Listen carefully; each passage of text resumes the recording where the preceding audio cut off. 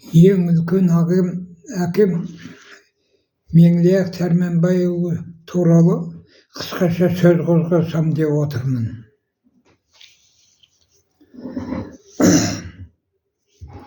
Меңліяқ әкем 1880 жылы қазіргі Сырдария ауданы Бесарық ауылынан бір 40 шақырымдай жерде Бескөң деген жерде туған екен. Ол кісі өзінің өмірбаянында жазады, Сырдария ауданына қарасты Қырықбайтақ деп аталатын жердің Бескөң қыстағында дүниеге келдім. 1880 жылы декабрь айында деп сөйтіп жазатын. Сол туған жерін тауып, аты жөнін жазып, белгі орнаттық тақтадан.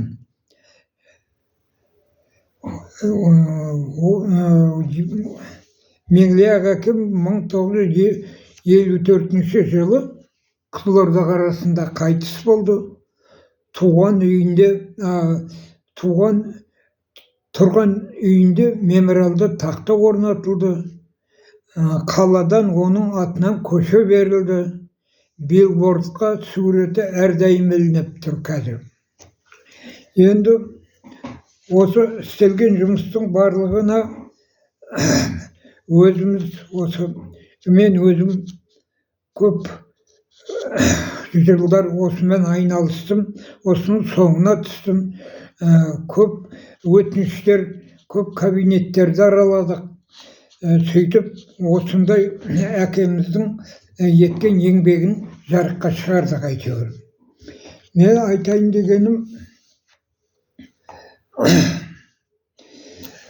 Меңліяқ әкемнің өзінің өмірбаянында айтады, әкесі 33 жасында қайтыс болған екен, өзі әкесі қайтыс болғанда 3 жасында жетім қалады әкесінен. Содан ол үлкен ағаларының малын бағады. Сөйтіп мал бағып жүріп, әйтеуір жаңағы құмның төбелердің нелерінде жүріп, сол құмдарға жазып, сөйтіп үйренген екен, арабша жазып өзі. Оны былай деп айтады балалық шағы туралы. Мал бағып, оқу оқып, талап ойлап, 15-ке сөйтіп жүріп жасым келді. Балалық бастан өтіп жас келгесін, ауасы жігіттіктің мені жеңді дейді. Қыса оқып, түрлі сөздер алдым жатқа, үйрендім өлең жазып, қолым қатқа. Айдарлы ақын деген атым шықты, атағы анам қойған жас уақытта дейді. Атқардым көп мәжілісті өлеңменен, жетістім 25-те кәмелетке. Қаумалап қатар құрым орта қалды, елендім ел аузында зор атаққа дейді. Сонда сол 15 жасында өлең шығара бастайды, айдарлы ақын деген атаққа ие болады. Үкілі Меңліяқ деген атаққа ие болады. Сері жігіт деген атаққа атана бастайды. Жас 25-ке келгенде ел аузына ілігет, ауқатты адамдар қатарына ене бастайды. Енді сол ауқатты адамдарының байлардың нелеріне қатарына келгенін былай деп айтады. Жасымнан әуес қылып мылтық аттым, құс салып, ит жүгіртіп, ат жараттым. Шежіре ата жөнін түгел жазып, халыққа үлгі қылып сөз тараттым дейді. Баһадүр өз әлімше нашар бақтым, шамалы орта шаруа күйім болды. Мұқтажың келген мейман түгел таптым, жорғамен жүйрік атты қабат тұсап, болыскей әбзел тұрман сәндеп таттым дейді. Осындай байлардың қатарында болған. 1922 жылы Қызылотау Көшбалы сотының мүшесі болады. Торғай облысының Қызылжыңғыл елінде біраз ел арасында дауларды шешуге сот шешімін шығарған уақытында. Оны енді былай еді әкем. 43-ке сол шамада келіп қалдым. Жұмсаған жақсылардың тілін алдым. Қызылотау соты болып дайындалдым. Қасыма 4 милиция қосып берді. Атанып Көшбалысы қырға бардым. Үй тігіп Қызылжыңғыл дуан еді. Келеді деп Торғай соты хабарландым дейді. 2 облыс басын қосты ойменен қырып, сайладық 4 адамды, зәсет әділ дейді. Қарадық заң бойынша ел арасын, тараттық татулықпен шекарасын дейді. Тоңмойын түсінбеген тентектердің қорқытты күнге қамап бір парасын. Бітіріп елдің дауын алғыс алып, қалаға ақпар алып барып қайттық дейді. Батыстар ісімізден қате таппай осындай қызмет қылдеп берді жарлық дейді. Енді осы соттағы істеген жұмыстарын айтып отыр ғой енді. Енді осыдан кейін бұл кісі сол 28-ші жылдары Кампескеге бай ретінде Кампескеге ұшырайды. Ол Кампескеге ұшырағанына мен мынау оның сотталған қағазын таптым. Документін сотталған. Ол кезде бұл Меңлияқ Сәрменбаев емес, Бақтыбаев Меңлияқ екен, үлкен атасының алған екен. Онда былай дейді: Сараяқ Жаппас ірі бай болған, сауатсыз партияда жоқ, бұрын сотталған. Мынау соттың қағазы. Үйленген, әйелі әйім әжем, қызы Күлбаршын, баласы Әбдіғаппар қамауға алынғанға дейін интернациал колхозында тұрған. Біздің Абай колхозы ғой. Меңлияқтың шаруашылығы 30 жылы тәркіленген, конфискеленген ғой. Бір топ байлармен бірге РСФСР-дің жаңағы заңы бойынша 61-ші бабының 3-ші тармағы 2 жылға кетілген. Мал мүлкі бәрі конфискелеп, өзін 2 жылға тағы соттаған. Ол енді 2 жылды бітіргеннен кейін 5 жылға Орал қаласына жер аударылған, соттаған. Содан 32-ші жылы босап келетті, мынау Абай колхозына қайтадан мүше болып, осы жерде тұрады Абайда. Содан ол енді қарап жүрмейді. Сол колхозда жүріп, контрреволюциялық жұмыстармен айналысады. Онда былай дейді енді, мүше болған кезде мынау үкіметке қарсы колхозда контрреволюциялық бүліншілік жұмыстар жүргізген екен. Содан оны 35-ші жылы колхоздан шығарады. Колхоздың жиналысына. Оның жаңа контрреволюциялық әрекеттерінде былай деп айтады екен, жаңа соттың қағазында: кеңес үкіметі бай, кулакты жойып, дұрыс саясат ұстамады деп контрреволюциялық үгіт жүргізген. Колхозды тарату керек, аш жалаңаш қаласыңдар дегендей сөз таратқан. Содан халықтар жұмысқа шықпай қалады колхозға. Кері әсер тие бастаған. Содан 37-ші жылы 20-ші қазанда 10 жылға концлагерге соттап, концлагерге Краснояр өлкесі Канскі деген жерде жазасын өтеуге жіберген екен 10 жылға. Одан ол кісі әкеміз 43-ші жылы сол елге оралады. Бітіріп елге.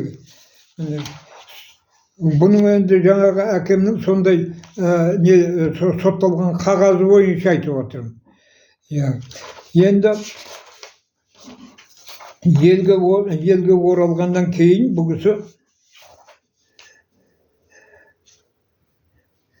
былай деп жазады енді: жаңағы кәмпескеге сұраған несін сол жұмысты бір-екі ауыз сөзбен өлеңнің аяғында жазады. Аянбай қолдан келген қызметті қол қойып талай іске талаптандық. Ат қойып әлі шаруа белсенділер босанып әр қызметтен шығып қалдық деп айтады өзі. Енді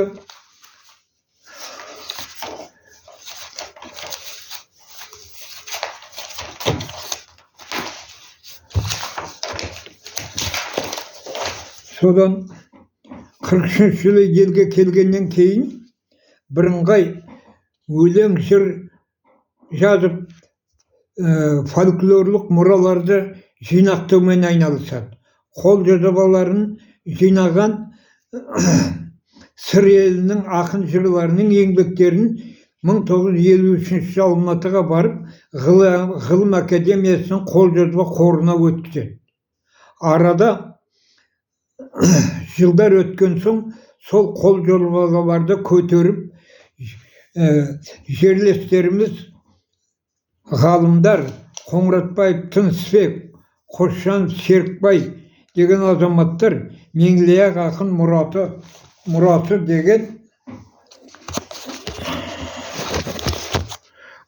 деген мынадай. Меңлияқ ақын мұрасы деген кітапты көпшілік кітап шығарып, оны біз көпшілік оқырмандарға таратылды. Сонымен қатар атамыз халық арасында шежіре таратушы болды.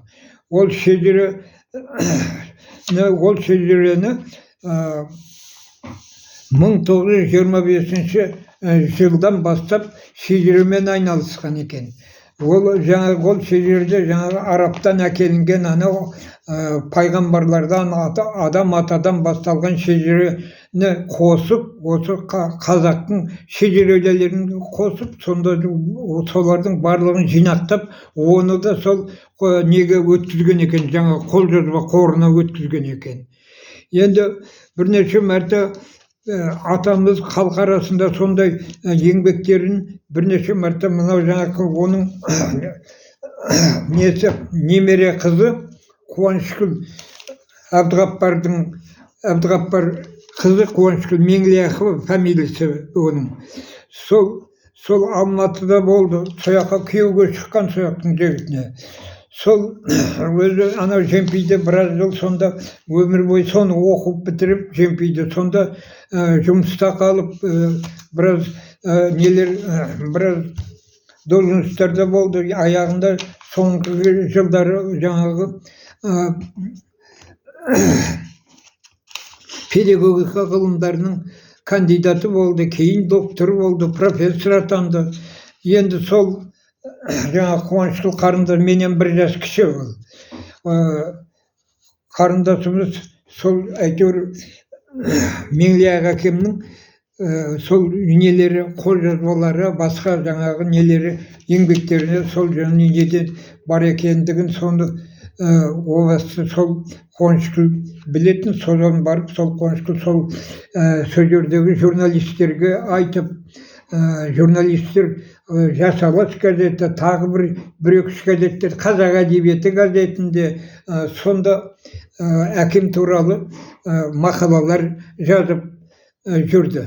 Сосын мынау жаңағы мынау Меңлияқ ақын туралы кітап шығару, мен сол кезде сол Алматыда тұғынмын.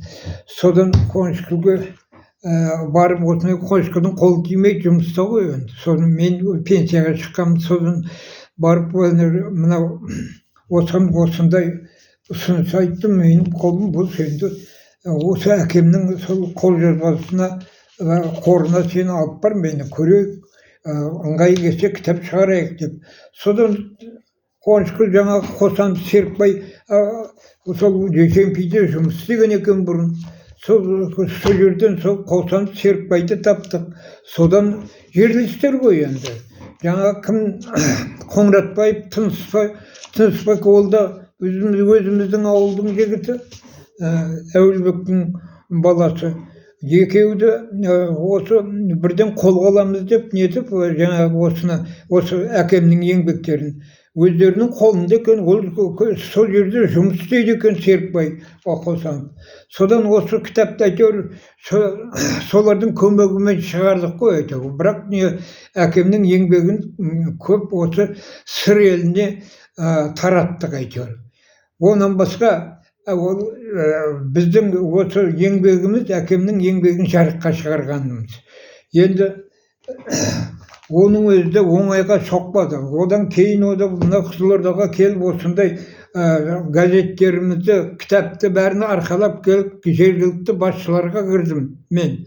Оған мен өзім тікелей кірістім. Жергілікті басшыларға таныстырып әкемнің еңбектерінің өзін, осындай ақын болған, осындай қуғын сүргіннің несі болған, қуғын сүргінді көрген кісі. Мына үкіметтің бұрынғы мына большевиктердің саясатына қарсы болған кісі, соның жазасын өтеп шыққан кісі, содан өзі ақын шежіресі дегендей барлығын соны мына өзімізде қолымызда бар кітапты, журналдарды, газеттердің бәрін көтеріп, жергілікті басшыларға кіріп, соларға соны түсіндіріп, айтып, нақтылап, содан кейін бұл жергілікті басшылар да басын изеп, дұрыс екен, ақын екен атаңыз дегендей көше берді. Көшенің атын берді. Мынау үйіне тақта орнатылды. Содан сөйтіп мынау билбордқа да шығатын болды. Сөйтіп сосын өзіміздің ағайындардың, басқалардың барлығын жинап ас бердік. Оған қатысты жергілікті мынау Жаппас руының басқа да осы зиялы қауымның арасынан жігіттер. Сондай еңбектер жасадық әкемізге енді. Енді әкеміз туралы айтатын әңгіме көп енді. Шындығында келгенде мынау мен жадыңда сақта жас ұрпақ деген кітап жаздым. Сосын мына аманат деген кітап жаздым. Осы кітаптарда сосын мынау жаңағы мынадай бір ерлік даңқы өшпейді деген деді.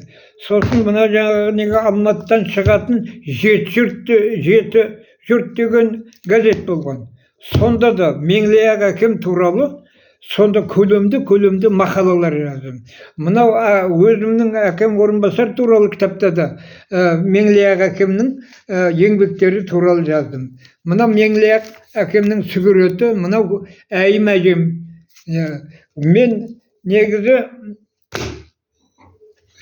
негізі кішкентайымнан Меңлияқ әкем 54 жылы қайтыс болды ғой.